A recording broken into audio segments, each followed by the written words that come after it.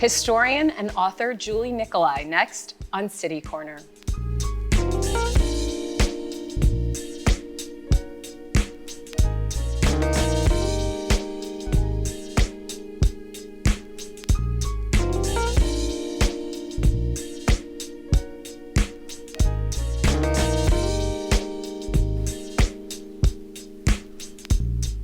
Hi, I'm Sarah Thompson and welcome to City Corner. It's my pleasure today to be joined by historian and author Julie Nicolai. She has been studying the Underground Railroad in Missouri, Illinois, and Kansas for 25 years. Now she's written this new book. It's called Enslavement and the Underground Railroad in Missouri and Illinois. And we're gonna get into all the details of it today. Julie, thank you so much for being here. You're welcome. Thank you for having me. I love this. This is just over 200 pages and it outlines, hundreds really of sites and stories connected to the Underground Railroad, as well as where enslaved people, their dwellings, and are buried. A lot of research clearly went into this. It sure did. I started out probably when I was in my 20s, and believe me, that's a long time ago. And even just when I was driving around, going places, traveling, that kind of thing, if I saw something, I would just stop and see what it was. I interviewed hundreds of people for the book because oral tradition is such a huge part of it, since Underground Railroad tends not to have primary documentation. Mm-hmm. And labor of love, yes. Yes, we're going to throw up on the screen too the book cover and look at the back. What's really fascinating too, and I went to I told you earlier the history major in me too. But when we get through it, is I pulled a couple maps that were just online, because I think back to when I was growing up or in school, even for high schools, and people think of the Underground Railroad, and you tell me if I'm wrong, but there seems to be this overall impression that people sometimes forget Missouri was a slave state. And I think when people look at the maps and they see Missouri and then they think of the Underground Railroad, they think of Harriet Tubman.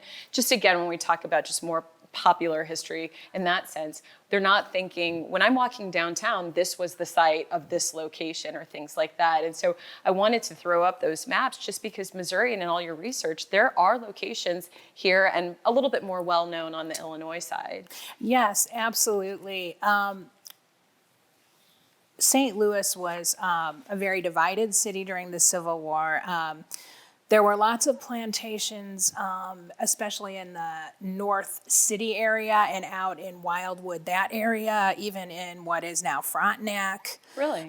The West County area, Kirkwood, and there were also lots of Northern supporters. So it was really the perfect storm for the Underground Railroad, with the Mississippi River right along, and the Little Dixie area between St. Louis and Kansas City, where slavery was concentrated in Missouri. So they could just come through St. Louis, Illinois, across the river was a free state. That's a really good point to pick out, because I think so many times people think whatever was proximity closer to the South, that there was more concentration of slaves. But in fact, it was really along the Missouri River. So when you get to these places like Sedalia or and the Boot Heel, too, and even western border of Missouri, there was Missouri as well. Mm-hmm. So 25 years researching this topic. What, out of curiosity, was it in something in undergrad, or what sparked your interest in the Underground Railroad as a concentration? Yeah, I actually grew up across the street from an Underground Railroad station.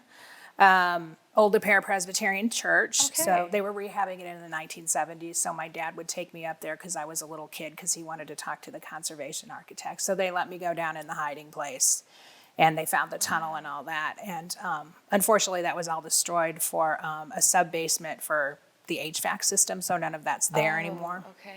Okay, but that sort of sparked your interest. Well, let's kind of let's sort of get into it. Your book, I can't emphasize to people enough, and we have a graphic for that where they can buy it, Amazon, Target, it's all online. If you look at this, it's location after location of all these sites that were part of it. We've kind of decided on a few to kind of cover in today's show. So I thought we could start with downtown, which is Lynch's slave pen, and when I say that term. And I learned about this some years back because I'm downtown a lot in what I believe I was told is an area where it used to be near Bush's Stadium. Yes. And so whenever I'm down there, it's actually, even to this day, one of the first things I think about, believe it or not. But tell me more about this location. Yes, there were quite a few dealers of enslaved people in the city of St. Louis before the Civil War. So Bernard Lynch was one of them. So he had a slave pen, where they were kept until they were sold. And when they were excavating the Busch Stadium area, they actually uncovered the cells underneath where they would have been kept. And they actually just look like prison cells. I think we have that. Yeah, I think just we do have, dark and dank and really horrible. Yeah, and I mean, not that far from the old courthouse. Right, yeah. And so, I mean, you're really starting to, I think, paint a picture of slavery in St. Louis, the old courthouse, a pen, literally, and underground. And so this is, this book, a lot of the photos I noticed in the book too, this is from the Post-Dispatch, but you took a lot of photos on your own. I took almost all of them. I think there's only 4 or 5 that are not my author photos. So I've been to obviously a lot of the sites, which is what I really love to do is on-site research. So I wore out my phone camera for the book. And this. Yeah, my publisher was nice enough to take over 50 of the images for the book. So that was great. Yeah. So, I mean, I think what I, hope to, and I think your book does from, going through it, does a great job of starting to just set the lay of how things were, right? You allude to the fact that slavery in Missouri wasn't, as we think of it in the deep South, these big plantations, but a very farm-like. There might have been enslaved 10 to 15 or so enslaved people, but how obviously prevalent it was across the state. One of the other places that we have besides the Lynch's slave pen that I put, I think, let's see what's next. I think it might be either the Caroline Quarles one, I think. Oh, Morgan Street Brewery. I put this in here because I found this so interesting. I noted in your footnote here that underground was actually, is that correct? Something used for the underground railroad here? The actual sidewalk underneath? Yeah, lore and oral tradition say under that sidewalk you see in the photo, there was a tunnel. And so the building's been modified a little bit. You can see the sidewalk kind of goes up and covers up some of the lower part of those windows and stuff. So we think that was used, yes. And that building goes back well before the Civil War. And I guess, too, again, geographically, the proximity to the Mississippi River to be able to cross over to Illinois. Yes, and there were other stations in that general area as well they could have been moved through. So, it all ties up. Who is Caroline Quarles? She is. Am I saying her last name correctly? Yes, you are. Yes. I wanted to touch on in my introductory portion of the book some of the actual freedom seekers, and so she's very well documented. She was a biracial enslaved woman in St. Louis. Her mother, we don't know, but probably was forcibly impregnated by her enslaver, Robert Quarles, and he's buried in Bellefontaine Cemetery. And so Caroline actually escaped and ended up in Wisconsin, and her Underground Railroad conductor in Wisconsin was Lyman Goodnow. And then she ended up in Canada living a successful life, and Lyman Goodnow published a narrative of her journey on the Underground Railroad through Wisconsin in the 1880s. So we have an account by her conductor, and he describes her as being, this is his quote, very intelligent. She was a domestic enslaved person. She would have been working in the house. And he said that she was whipped when she was enslaved. Interesting. No, I appreciate that. I like too, because I think when I initially looked at the book and I saw so many sites, but you really incorporate in the book, like you were mentioning, these primary sources, but about people too and their experiences. And it's always so difficult to cover slavery because it's tragic and it's hard and it's harsh and it's shocking and it's hurtful. And then there's the other side of that, which is the absolute courage and perseverance and strength and power, that like the resilience that goes through, and it's that hard balance. And I like that you point that out. We're going to have a photo before we go to break. I do want to get the old De Pere Presbyterian Church, because that, as you mentioned earlier, right. So you grew up right around here, and so tell me, what are we looking at here? Yeah, that's the little church in the background, and then the big boulder with the plaque in the foreground is actually a marker put there in the 1980s for the enslaved people who were buried there. We do know they're there. They were unmarked originally. Enslavers started the church. It was a very divided area, though. Interesting. So Elijah, the area around what's now DePere? yes, Okay. it had French pro-Northern Southern Elijah Lovejoy, the famous abolitionist martyr, was certified as a minister at that little church. We have the primary presbytery session documents to prove that. Interesting. I mean, you paint, what's the sort of, during this time, what is the picture you want people to kind of walk away with? That it was really a mixed society about how people felt about slavery, or was it pretty much fully participatory? I mean, what is it that when we see that location after location after location, we know that there were people aiding and assisting who were abolitionists who wanted to help enslaved people, but then at the same time, it was a slave state. That was the Missouri Compromise. So where do you want people to sort of understand the picture of St. Louis at that time and Missouri at that time? Well, one of my big things is I wanted to emphasize the brutality of slavery in St. Louis, because even though it wasn't the Deep South, it was still really brutal. It wasn't any better. So I do use quite a few documented instances of violence against enslaved people in St. Louis in the introduction to my book. For instance, William Wells Brown was an enslaved person in his younger years in St. Louis and went on to publish a book. And he talks about the violence of enslavers here in St. Louis. It's very hard to read. And the one thing that nobody seems to want to talk about is the sexual abuse of enslaved people by their enslavers. So obviously the female slaves were subject to that, and many times the male slaves were used as studs, so they were. It's and there's just truth in that. I feel I've read over the years so many of those along the Missouri River about some of the plantations. We're going to take a quick break. We're going to have more with Julie. We have some more sites that we want to go through with you, names that you'll recognize when I say Fifi Road and when I mentioned some of the Conway Family Cemetery. We're going to get into some of those locations when we come back very quickly on the screen. If you want to buy the book, and I encourage you to do so to learn more about it, it's Enslavement and the Underground Railroad in Missouri and Illinois. It's available at local bookstores and online retailers, including Amazon, Barnes & Noble, and Target. But we're going to take a quick break, and we're going to have more with historian Julie Nicolai when we return. Please stay with us.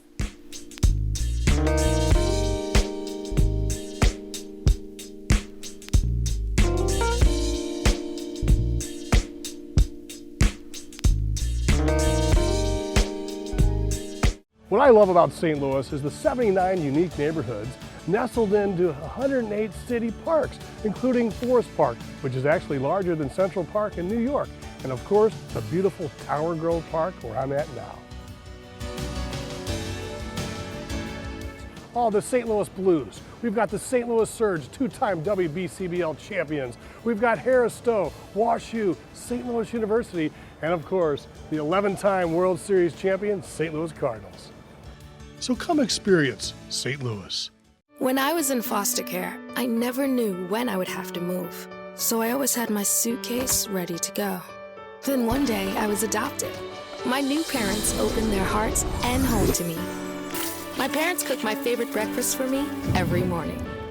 My parents take me on trips I never thought I would go on. They gave me a home and an even better reason to use that suitcase.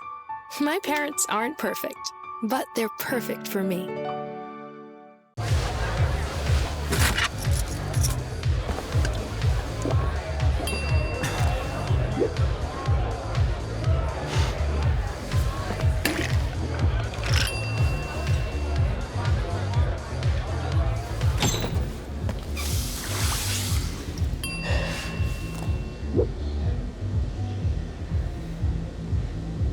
If you need to do something to feel okay to drive, you're not okay to drive. Don't drive buzzed.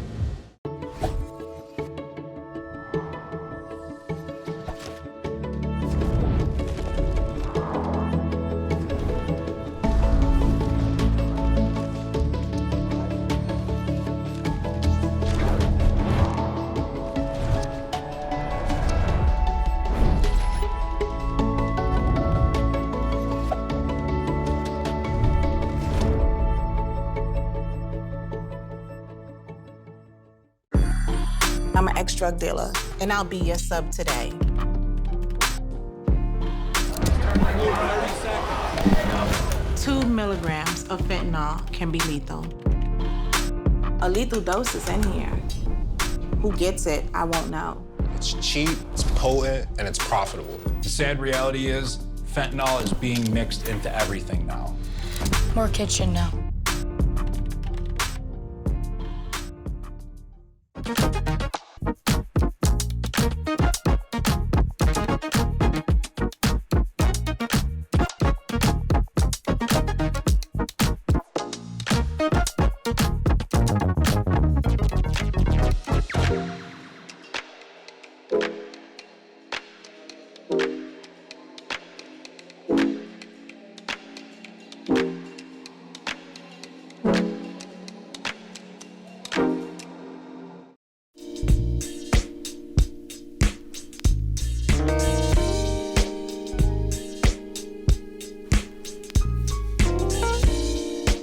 Hi, I'm Sarah Thompson, and welcome back to City Corner. Today I'm joined by Julie Nicolai. She is an author and historian, and she's written a new book, Enslavement and the Underground Railroad in Missouri and Illinois. She's been researching this topic in Missouri, Illinois, and Kansas for 25 years, and so it's such a pleasure to have her here to talk about her work and talk about the book.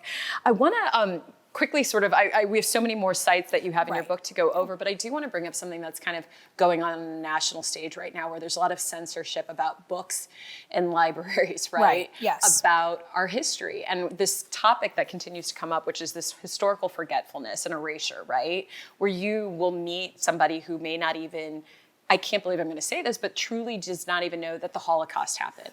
Or you tell them about something that happened during slavery, and you mentioned this off camera, they don't believe you. They don't believe that it happened. Right. And so we look then at all this work that you've done, other historians are doing. Talk about just the significance and what we need to do to preserve. We don't want to live in the past, but we also need to preserve history and that historical memory. Yes. Well, I think a large part of me publishing the book was to preserve these oral traditions that much of the Underground Railroad portion of the book is based upon, because they're just so important. And to me, I don't care what anyone says, that is part of history. People's stories are certainly part of history, and I get a lot of backlash about my Underground Railroad sites because they're not primarily documented. But obviously, being a covert network, you're not going to have much primary documentation. And we still need to study that. And it still did exist. There's primary documentation, it existed. And I'll have people that say, oh, the Underground Railroad didn't exist. And so that's one of the big reasons for writing the book. And also to try to get to the root of the problem so that we can not only remember, but try to change things. Absolutely. Yeah. Because history does, it does, you're right, sound in some respects cliche when we say history repeats itself, but no, human behavior repeats itself every single day, right? And so to prevent the larger and the smaller, the micro things to happen, it's so important to know. But it just amazes me that we're getting to a point that we question sort of authentic facts, like people's true stories when they really did happen. Well, and I think one positive too is that right now it's very trendy, so to speak. That's probably not a good word, but there's so many, and this is fantastic in my mind, so many women's history, African-American history, minority history. And I think it's absolutely fantastic, and we can't deny it, and it forces us to admit that that happened and acknowledge that that happened. And acknowledgement is a huge part of it. Acknowledgement is sort of it too, right? Exactly. It's like you just want the truth and the acknowledgement. No, I appreciate you sharing that. I want to kind of jump back into some of the locations that you have, because I was surprised. The next one that we have, or the series of them, is Fifi Road. I know. So I've driven down Fifi Road a bunch of times, had no idea. We've got here this address, McKay's Fort, the basement room. What are we? What is this? That besides a home. I'm going to nutshell this because there's a huge long story. So the main section of the house is from the 1840s. And so there's a circa 1790 log cabin buried inside of that. Interesting. I can't get into that story. That's a whole separate one. But That's the next show. When basically, this went up for sale, and I knew it was really historic because I drove past it all the time. So the realtor let me go in it with my friend Jean Curl, and this basement was pitch black. I was using my camera light. So to make a long story short, I found the spot in the basement where the tunnel came in. I think there's a false fireplace inside the house. Yes. And how it sticks out into the room instead of sticking out the exterior of the house. That was typical for false fireplaces. And then this tunnel, I was able to document. This is a second well. I think it's a false well because they had a real well about 100 yards away from there. Why would they need two wells? And this went right into the tunnel. There's like an underground lake under there, and then there's little holes along the east wall. So I think this tunnel ran along the east wall. This was a false well to get down there, and then it went all the way to the creek, which would go to the major river. And you knew about this 3170 Fifi Road. It was always a sort of within the just from driving circle. past it, it just looked really interesting and historic to me. So I'm like, well, you know what? It's for sale. I'm going to go in it. Yeah. So, I think sometimes when we talk about the Underground Railroad, and if you could sort of expand on this, I think sometimes what gets lost is sort of, if you travel back in time and you were someone who was helping enslaved people, the fear, the risk that you ran in a state like Missouri to have people in your basement, in a false well, what would happen not just to the enslaved people who were hiding, but the people who were like assisting them, harboring them. Talk about that. I mean, there was a real risk. When we talk about at this moment, what would you do putting your life on the line to help someone out? Most people kind of steer away from that in 2023, but this was a very real time what people were living through. Yeah, like an example is the Enos Apartments in Alton, which was originally the Nathaniel Hansen House built in 1857. He built it as an Underground Railroad station. We have documentation of his activities through his memoirs, and he built it with 18-inch thick walls to muffle noise down in the basement and a huge cupola so he could signal the river if it was clear. So, they took much precaution to not get caught. And also, I want to emphasize that many Underground Railroad activists were free blacks, probably a lot more than whites.